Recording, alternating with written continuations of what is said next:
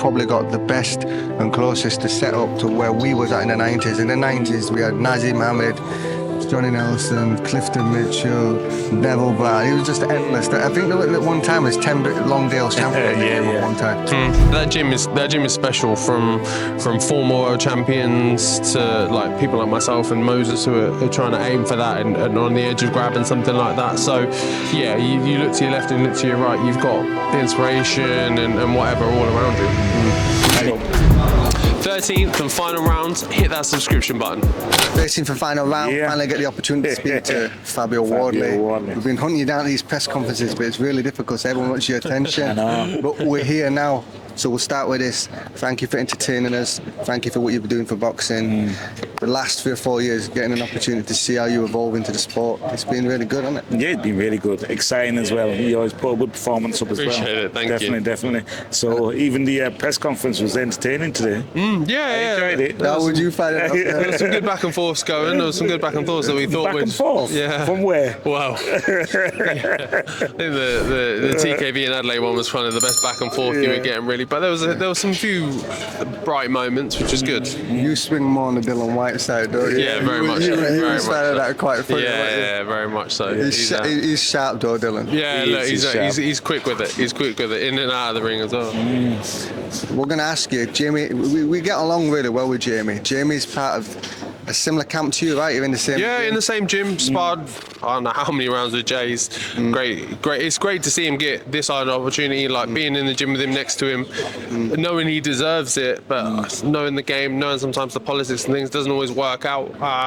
It's great to see him be on this, get his opportunity and get his shot. You're right what you say about the politics, because we've seen it in our careers. Guys have had the best talent in the gym and just not got that opportunity, and you have to be able to sell yourself and promote yourself. And it's not just all about the boxing. Can't be quiet. You know, the boxing politics, there's a lot to it, but now he's got his opportunity and he's got to take it with 2 hands, and he's gone against the man you beat. And how do you feel about that? Are you going to give him some advice on that? Yeah, of course. I'm going to do everything I can. Look, if he needs sparring, if he needs help, if he needs advice, pointers, tips, I'm not saying that he needs any of that, but if he wants anything from me, I'm like, we're gym mates, stable mates in that sense, and I want to see him succeed and I want to see him do well. So yeah, I'm here to help him however I can. I was talking to Johnny Nelson about this a couple of weeks ago. We feel that you probably got the best and closest to set up to where we was at in the 90s. In the 90s, we had Nazim Mohammed, Johnny Nelson, Clifton Mitchell, Neville Brown. He was just endless. I think at one time it was 10 Longdale's champion at one time.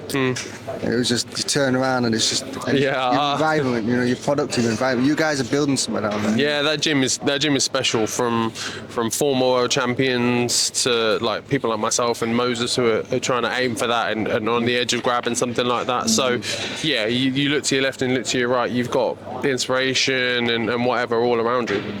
And you encourage each other as well, don't you? Yeah, that's what I mean. Like kick on and want to, like, again, prime example is me and Jay. Like, although we're both heavyweights, both in the same division, I want to see him do well. I want to see him succeed. I want to see him really kick on, because I've seen the hard work he puts in the gym, the talent he has. So it's, when you see that there, you want someone you know well to be able to express that on the night in front of the right crowd, in front of the fans. That's where it counts, isn't it?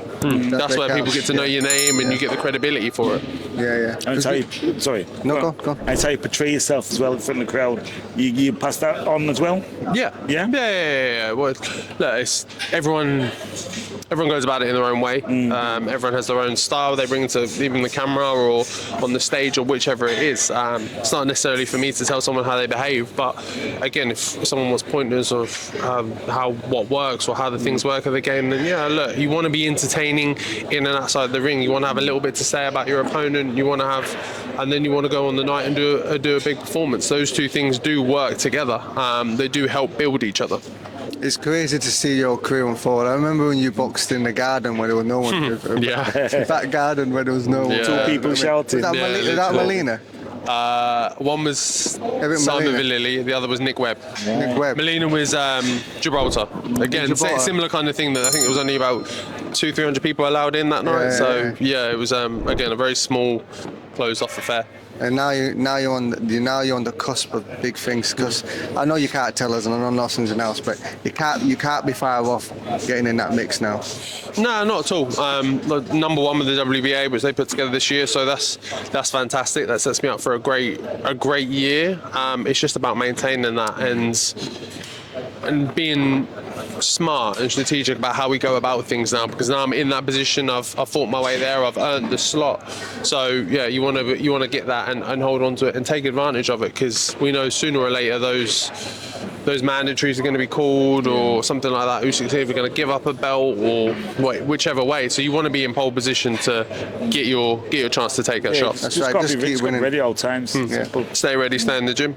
That's a fact. We've seen a lot of kids in our careers that just blow up between camps, and that phone call comes and an opportunity to the phone. And it goes missing. Yeah. So and we get that from you, that you constantly train. I see the logistics of you being down there and then coming up to the boxing science guy in Sheffield. Yeah. You do all that driving. Yeah, you got to do it all. Like, that's the thing. You got to put the work in. Dedication, innit? Yeah. And not all the best people, the people who work best for you, are all going to be in your town, in your city, or wherever you're from. So you've got to move around. And yeah, look, it's just part of the job ultimately. They're the things that people don't see. They only see the fight, but they don't see. The fight should be the easiest part, really, if you've done everything. Yeah, if you've done all the work outside, of course.